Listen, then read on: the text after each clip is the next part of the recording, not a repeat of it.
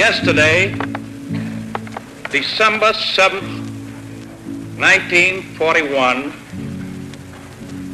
a date which will live in infamy. The United States of America was suddenly and deliberately attacked by naval and air forces of the Empire of Japan. On December 7th, I was living in Las Vegas. I had been living here for nearly a couple of years with my family. I came here in the late 30s. Of course, we heard on the news, on the radio, didn't have television then, about the attack on Pearl Harbor on Sunday, December 7th. I was a midshipman at the Naval Academy, and we knew war was coming. We didn't know when or how, of course, and we were really shocked and surprised. And so me and my shipmate were talking about celebrating my birthday and having a good time on Saturday, December 6th. But on the way back, we run into some rough seas. And Well, I was very young. I had just come home from playing football. I was 17 at the time, and I heard it on the radio. And then I met my friends. We went to the movies, and we were all shook up. Well, I was asleep in my apartment with my wife out at Waikiki. I got a call about 8 o'clock. It said, "Get down there, we've been attacked." So I got down to Pearl Harbor. There were a lot of people, including me, who didn't have a clue as to where Pearl Harbor was. Unless you had someone in the Navy or had been lucky enough to go to Hawaii, nobody knew where it was. It was a Sunday morning, and I'd been out late Saturday night, and when I got up, my mother told me Pearl Harbor had been bombed. And I was on a ranch with a horse, scraping manure out of the corral, and we listened to the car radio and heard about the war. I was at home when I heard about it. My mother was very upset, very upset. I remember there had been a group of girls, and they had gone down to a little restaurant. They had a little restaurant, and they had you could go in there and dance with the jukebox. And they had all been down there jitterbugging, and they came back by our store, to get something to drink, and my mother told them about it. I was a secretary at the YMCA, and the boys and they had a lot of telephone men that used to stay there. And I remember that morning, they were all gathered around that radio listening, and that's when I heard Pearl Harbor had hit. Yeah. There was such a stillness, when we heard the word. And of course, then until you actually see it, why. I was in Mississippi in a cotton field, and when I heard about it, the white farmer was riding his horse through the cotton field, and he said, "Say, Uncle Albert, you heard about the Japs blowing up Pearl Harbor?" And that's where it all started.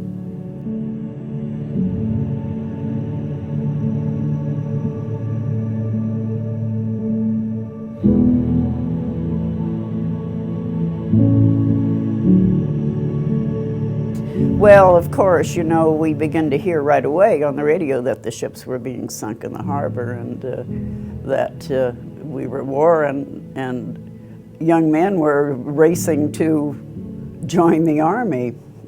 a lot of the guys said they thought the Navy was practicing, or they thought the Army was practicing, and they thought it ridiculous that they were practicing on Sunday.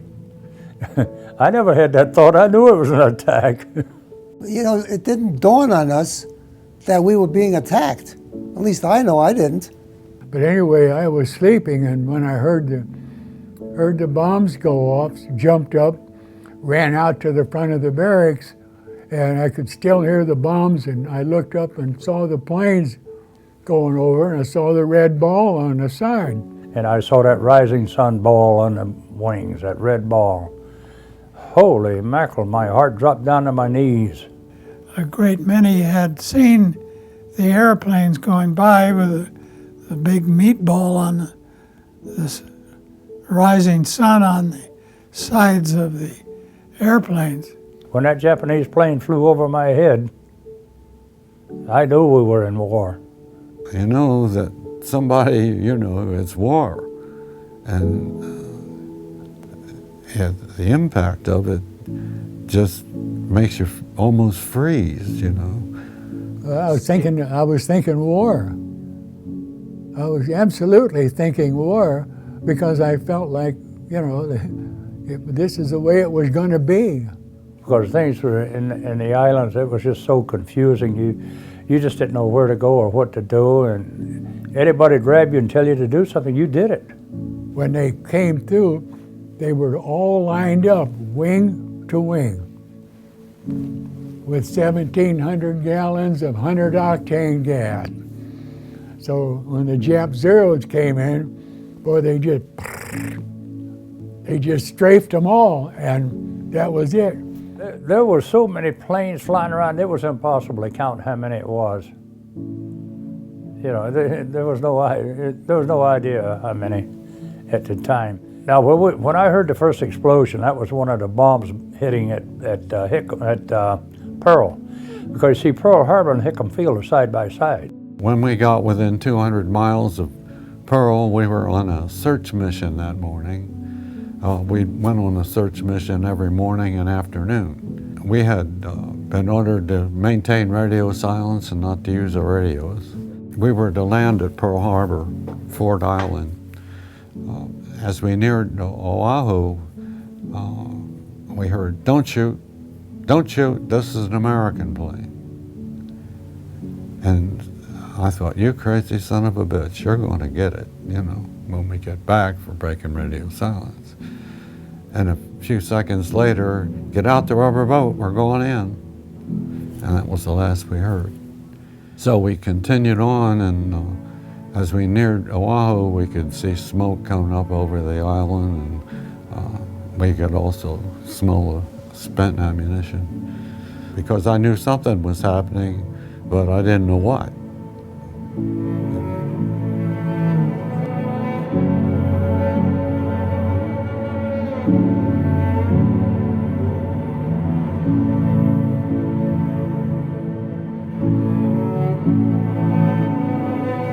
We used hand signals, like using the Morse code to hit our head.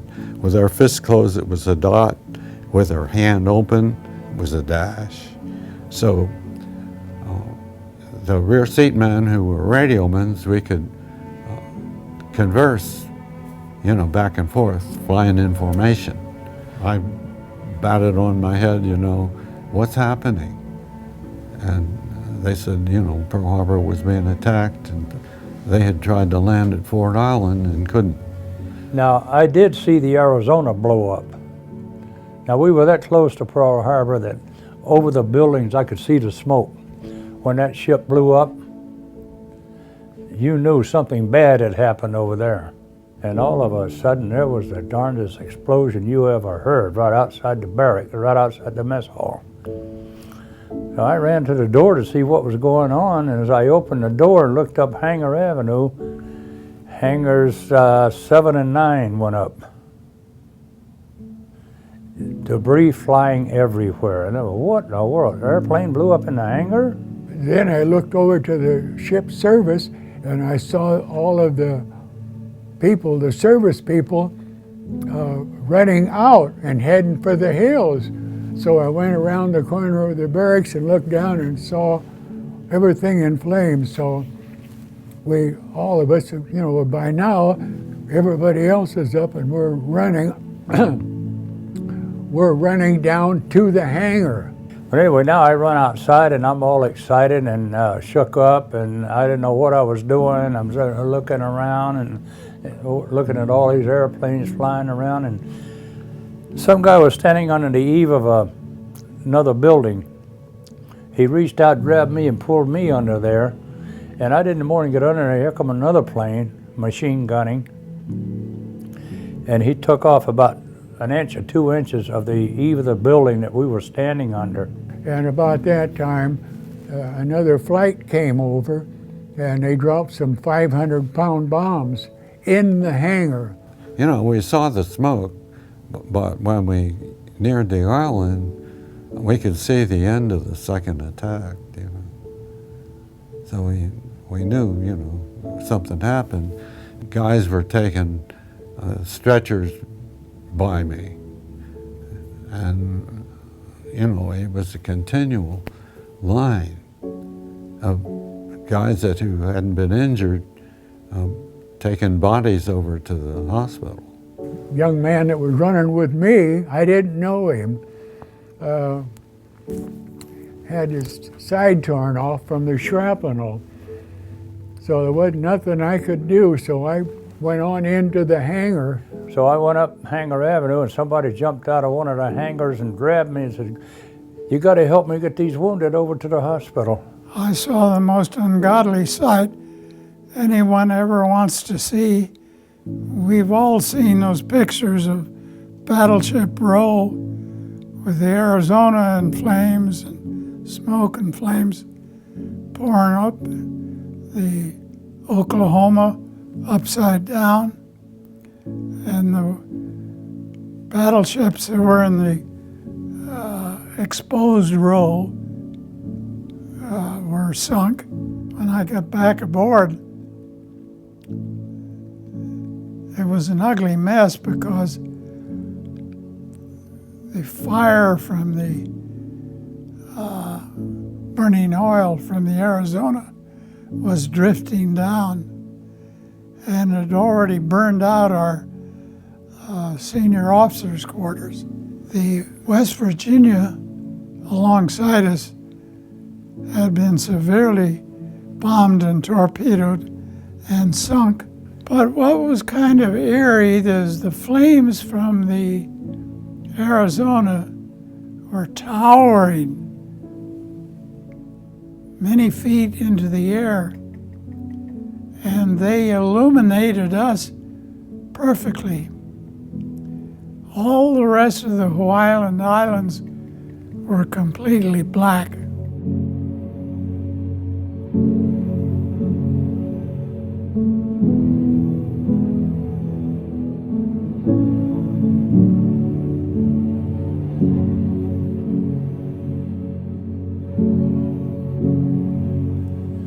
I don't know how I escaped getting hurt, but I did. I survived that day.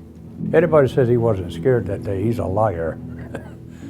Because we had no defense. They knocked out about 95% of our fighter planes right on the ground up at Wheeler. And we had no defense. Oh yeah, we were crippled. We had hardly anything left to fight with. You know, Admiral Yamamoto said, he said, "I'm afraid all we have done is awakened a sleeping giant." And he was right. I didn't have a good feeling about the Japanese before the attack, and it was a hell of a lot worse after the attack. And I thought that we needed to get going and do something now, right now. The main thing it did was get us mad and started a war.